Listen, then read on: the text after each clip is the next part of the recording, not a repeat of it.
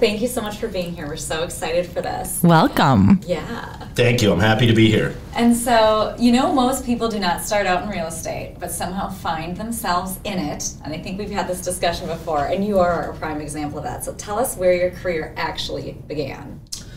My career really began with hospitality, to be honest with you. I know that's not necessarily a brick and mortar, where did it begin, so to speak.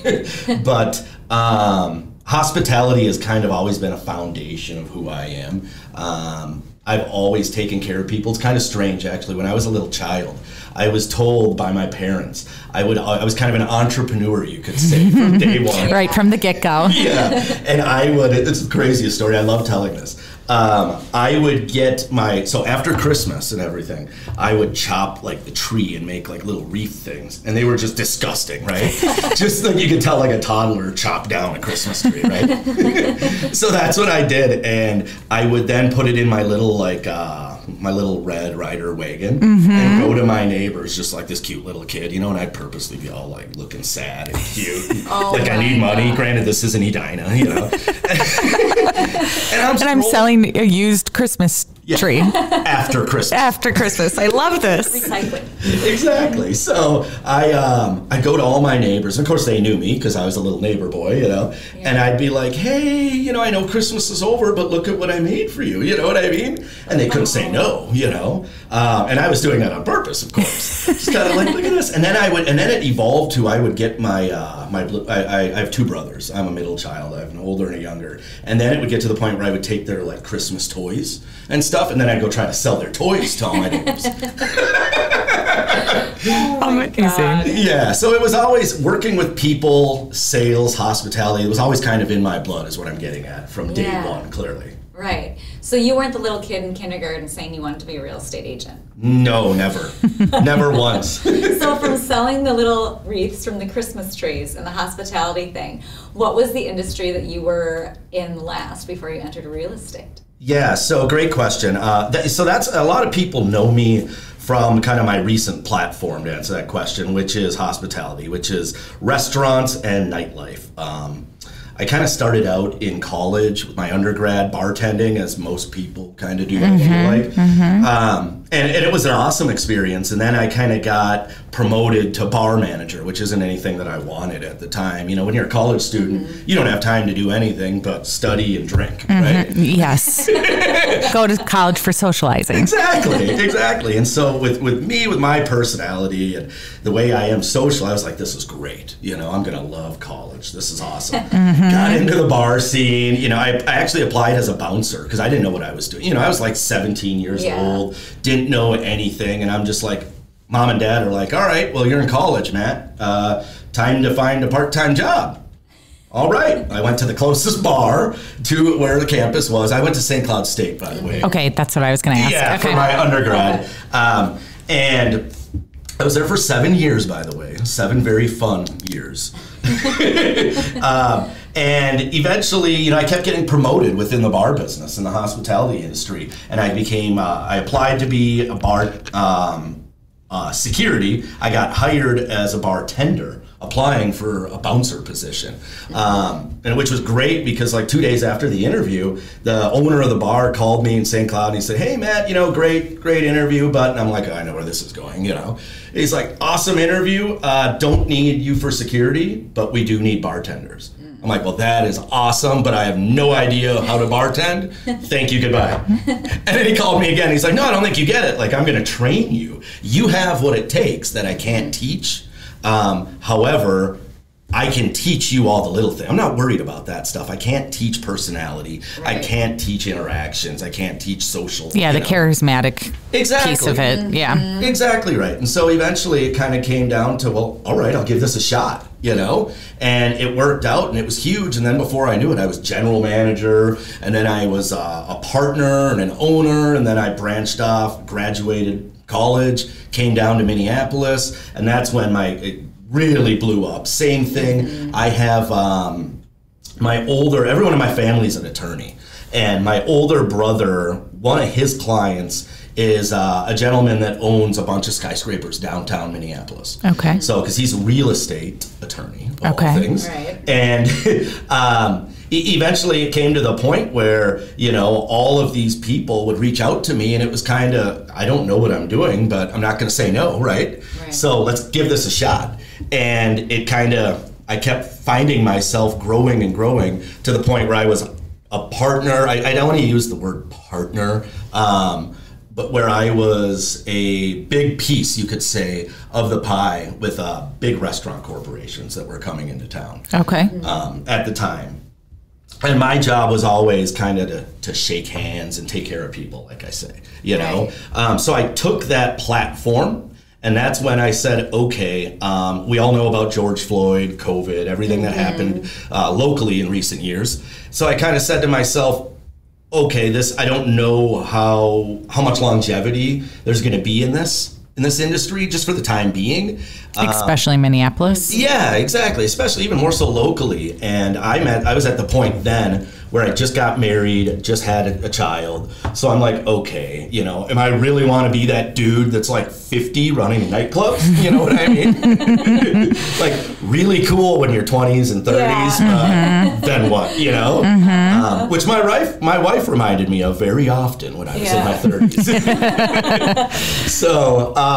So then I kind of got out of it in a weird position, but I got out of it about a week before COVID hit Minnesota, which was just a blessing in disguise, clearly. And a blessing in disguise with getting into the real estate market at that time, because that's when everything started to boom. Yeah. Well, you're right. I've definitely realized that since then. That was just kind of, the economy's good at the time. The local housing market was great. Hospitality's declining. Perfect timing. Little did I know where the market was going for the next 2 years, which is exactly what you're hitting on, which was perfect. And I think that the combination of my network, my past experiences in the industry, and then utilizing that platform to do something bigger and better with, and that's when real estate came in. I was going to say, so it's probably awesome because once you got into the real estate industry, right, you have a massive network already from your past business ventures and being in the, restaurant industry and the nightlife industry and things along those lines. So what did you do? What was the first step you did when you became a real estate agent to utilize your network to be like, yeah, no, you need to buy and sell your house with me? How did you let your world know? Yeah. Great question.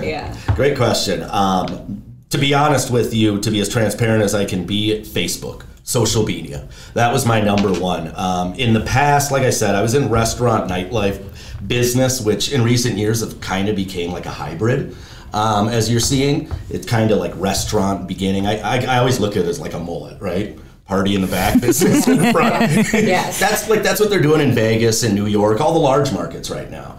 In the hospitality business, is they're taking that real estate and they're saying, we can make X amount, but what can we make after those hours? And they're finding that after hour amount in large markets anyways can be way more than your bread and butter, your dinner amount. So that's why I kind of transferred from the restaurant industry into more of a nightlife industry, if that makes sense. And then what I did is I took phenomenal care of all of my clients, personal care. I got to know them face to face every day. Even if they're, one of those things where if there was an issue or something, they wouldn't go to the owner, they wouldn't go to the general manager, they wouldn't go to security. They knew to come to you. Exactly. And why? Because I took care of them before. Period. That was it. So I did that with a lot of people, not only a lot, but I did it with a lot of the right people, in my opinion.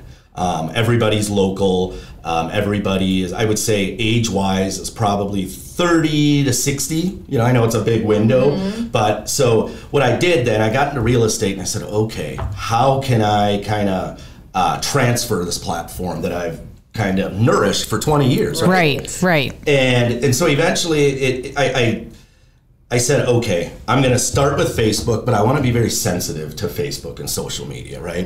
As we've all seen, especially in the real estate industry, there's so many agents out there that are just posting a bunch of crap, right? And that's kind of how I view it, as crap, literally. Yeah. And so I wanted to be very careful and strategic with what I would do.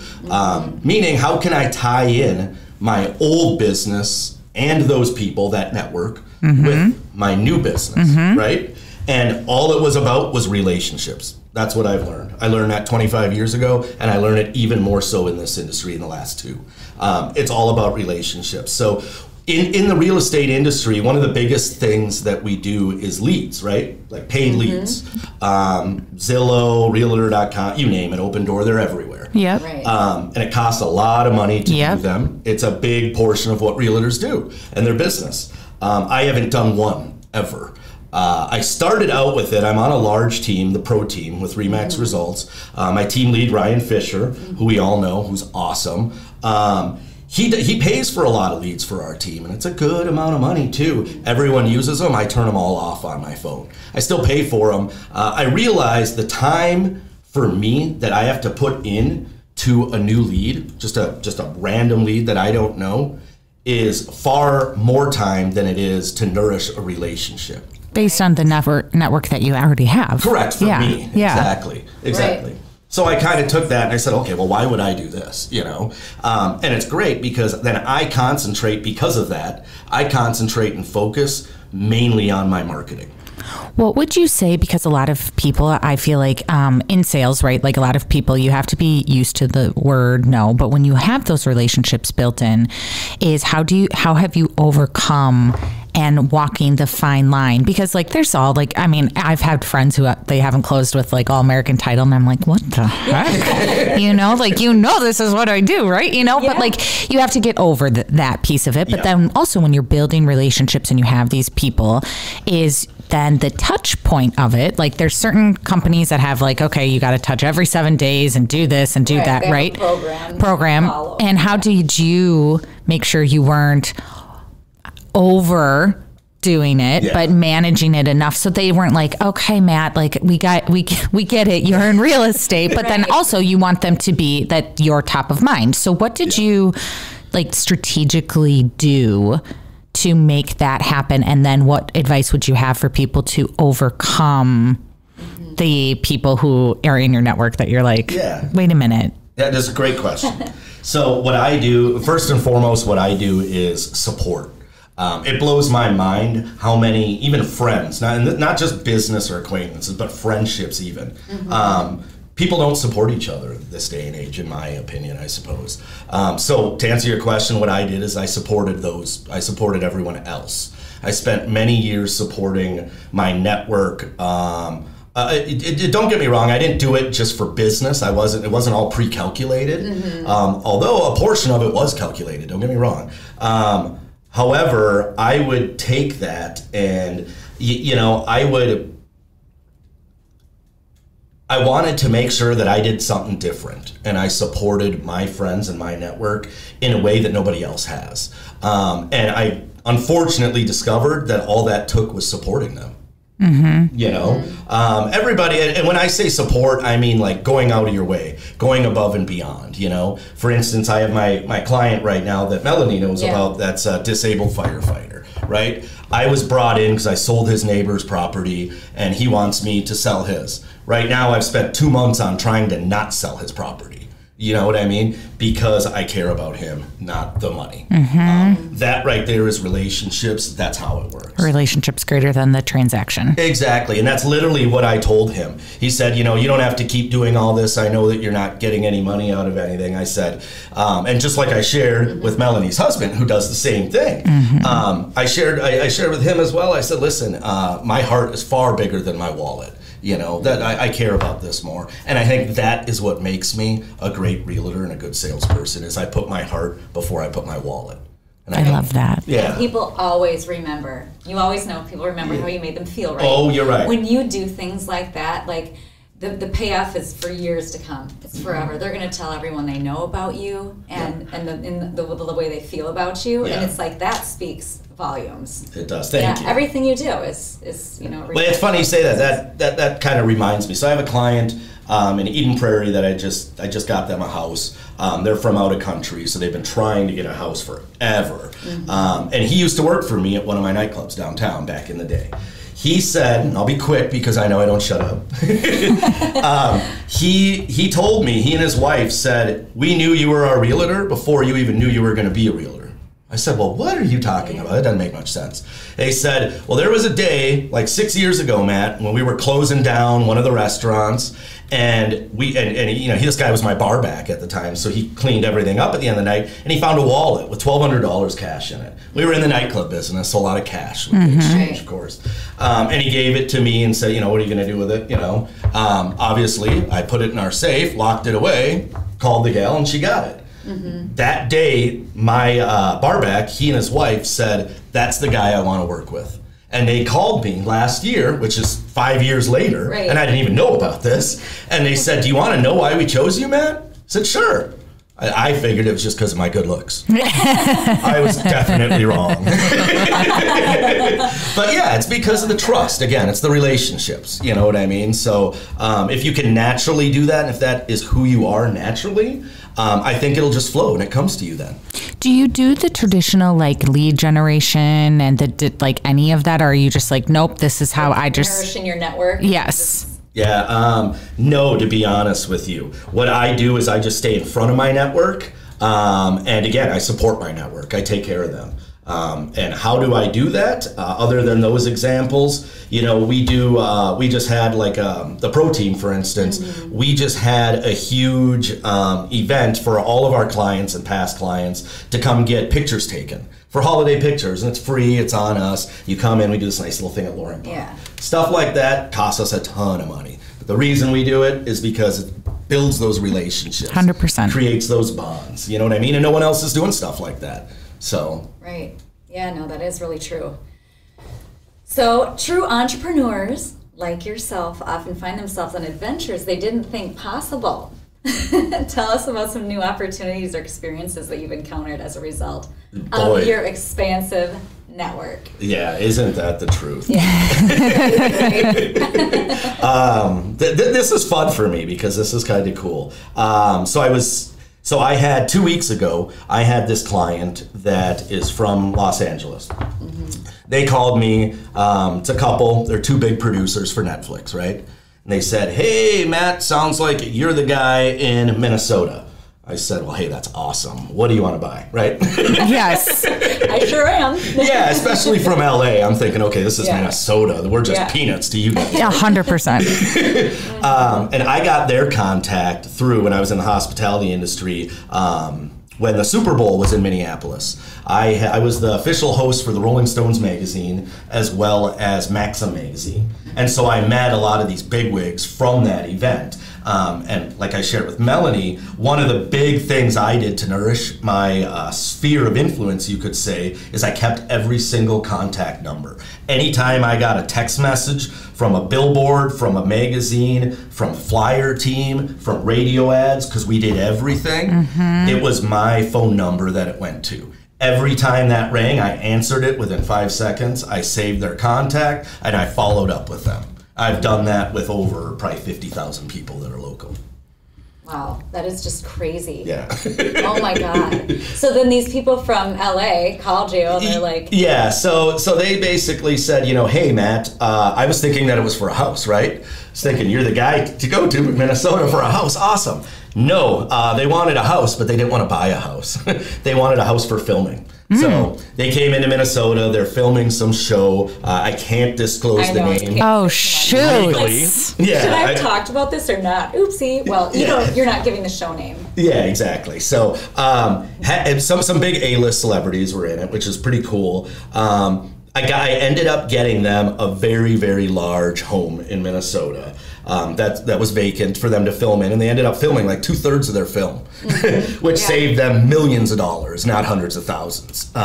They kept coming to me, and again, I didn't really know them. I just knew them from my contacts with Rolling Stones and Maxim magazine at the time. And we're just working remote, and they said, we're going to be in town, Matt, because I was trying to get them to stay in one of my listings because they're looking at places to stay. Yeah. And I have a vacant stage listing. I was like, well, this will be perfect. It's a win-win. My clients will make some money. They'll have somewhere to be in Wayzata, right where they wanted to be. That didn't work, but I did get them into the big house and where they filmed everything. And at that time, they kept saying, Matt, we're here for a month. We want to meet you. You know what I mean? You just did so much for us, and we don't even know who you are. But again, that's me building relationships. Yeah. That's just naturally what I do and who I am. And so eventually it came down to the point where, I'm not a big drinker. I was in the nightclub industry, like I said, for 25 years. I did my drinking then, you know? You're good now. I'm good now. So, and that's all LA people do, I learned also. They just want to go out and drink all the time. I didn't have that flexibility or luxury with having a toddler, working 25-hour days, So I kept kind of telling them, I appreciate it, but thanks, I'm not going to be able to make it, no problem. Next time I'm out in LA, I'll come out and I'll meet you guys. I told them I'll take them out. That's just because that's how I talk. Yeah. And then they finally said, well, I didn't hear anything for like a week. Finally, they called me. They're like, hey, Matt, I know you're not interested in doing anything with us, but you don't know how big of a help you were to us, so we got a role for you in our film now. Stop. Yeah. So that was pretty cool. I did that 2 weeks ago. We filmed at Lake Minnetonka at the home I got them, and then they had 2 other homes. And then we closed down a restaurant bar, a well-known one in downtown Wayzata, for a week, and I filmed with this huge crew of people, and it was really cool because it was just private jet after private jet. They just come in and shoot for 2 hours, they fly right out. What an amazing experience. It was awesome. It was super cool. Are they still here filming? No, they left 5 days ago. Okay. So question for you, because of your network, right? And because you've built this network from your previous venture, what would you say to someone who's brand new in the real estate industry that doesn't have the experience that you have?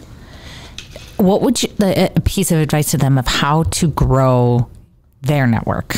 Sure. Yeah, some good advice of where to start. If they've never done what, nourished your relationships very well. Yeah, well, I appreciate that. That's a good question, and to be transparent with you, I have a couple mentees that I help coach too on our team, and so I've ran into this issue with them, because it's all everybody sees, that's what social media is. It's all image, right? So everybody sees what's going on there. And they're like, whoa, how are you doing all that? Why are there so many reviews, so many closings, so many sales, so many sold, right? Right. And I told them, I said, listen, it's not about just getting the leads and just diving in. It's the relationships again. And they don't quite understand, well, how do you build and create that network? You know what I mean? You don't just get out and start posting stuff. Right. That's what everyone thinks. Right. This is 25 years of nourishment and, like I said, supporting my network, right? Not engaging them or being with them, but supporting them. And that was the difference for me. So to answer your question, my advice would be, one is to always market. Market.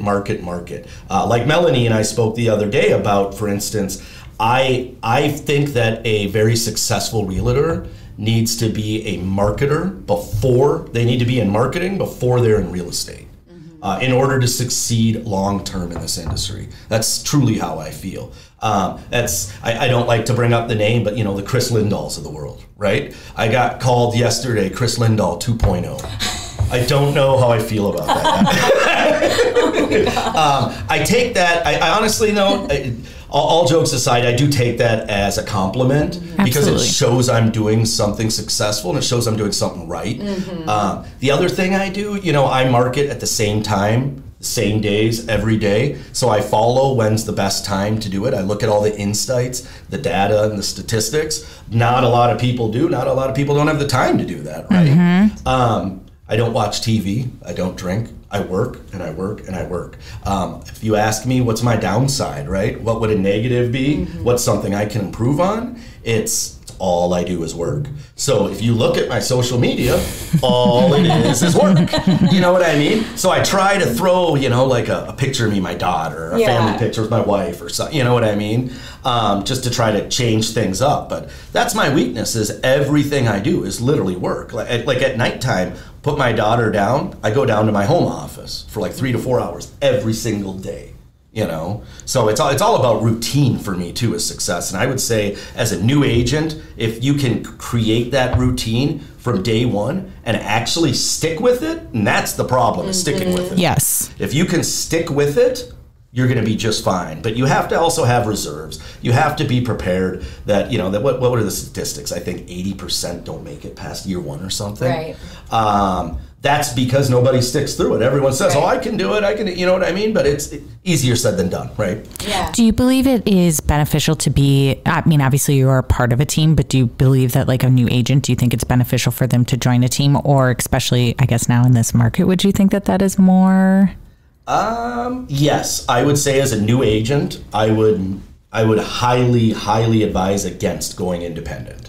I think that being on a team, so I don't have a mentor or a coach, so to speak, on my team. I have my team lead, who's Ryan Fisher, like I said, who is amazing. He's like top 3 in the state every single year. And I did a lot of work when I was in my old industry looking at Ryan and his team and following his every move for like 2 years when I just kind of had in the back burner, maybe I'll go into real estate. Maybe I'll do this. Yeah, exactly. And so I followed all the bigwigs because all of them were my clients. Every successful realtor in the state of Minnesota has been a client of mine in the past years, at least once, if not 5 times. And I also built relationships with. When I first started, I reached out to the top 10 realtors that I personally knew. Because if I have a personal connection with them, they're going to talk to me, right? And again, I personally took care of them, so now it's their turn to personally take care of me. That's the way I look at it, and they all did. I was very fortunate, like Mark Abdel, for instance, #1 agent in the state. He was a huge client of mine for like 15 years. Now, look at what he's doing, and I have him asking, hey, do you need help? What can I do? I have the Ryan Fishers of the world, you know what I mean? I'm very blessed. But it's because I took care of people. So that's would be my #1 advice to a new agent, is you can't ever take your eyes off of what you're doing, #1. I got into, it's funny, I heard this the other day. When I went into real estate, someone was telling me, they go, I didn't want a 9 to 5. So I got into real estate, right? And I said, oh, all right. Well, you wanted a 24 then. You hit it on the head. What did you want? Got a 24/7 is what I got. Yep. So, but and that's the thing for a lot of realtors. New agents get into it thinking this is going to be great. I'm going to be my own boss, my own schedule. I can run everything. Yeah. So you wear all sorts of hats, and that is true. But you better be conditioned to that as well up front. Otherwise, you're going to have a rude awakening. You need some thick skin. And I think my past industry was great for preparing me for that. Right. Because I got, we've all been in the restaurant, nightlife industries, and you see what goes on. No one's ever happy. Something's always wrong. People are all, let's talk about managing people. Yeah. Right. Yeah, exactly. So I think if you have thick enough skin to endure everything that happens in the restaurant, nightlife industry, I think that you can go into real estate with a much easier, more successful transition, if that makes sense. Yeah, it's like that's the best way to learn how to deal with people. All moods, all personalities, all kinds. Exactly. It's to somehow be in that service industry, right? Yep. Yeah, I agree. And I said that to a lot of our executives that I have like business planning meetings with every month. They'll ask me, hey, do you have anyone else coming on? Matt, who's coming next? Who do you have? Because they love that all my people are a hospitality industry background because they get it. You're used to you're almost like a 1099 employee in a restaurant. You're managing and doing your own thing. Sure, you have people to report to, but, so with real estate, I would just say, you have to be fully prepared. It's not something you can just, HGTV looked good yesterday. Yes. So let's jump into this. This sounds fun. And honestly, I think that's what majority of agents do. And consistency. Yeah, exactly right. So, because you do see all the big, beautiful, fun parts of real estate, and every single real estate agent has all these bright, beautiful homes they're showing and everything. They're not showing the part where they're crying in the corner because an offer wasn't accepted. Yeah. Yeah, exactly. But that is social media, right? Exactly. And so people think like, oh my gosh, this is so fun. I want to do what she's doing. But really, it's nothing like it behind the scenes. No, exactly. And it's, for instance, with social media, I spend about 30 to 45 hours a week on social media.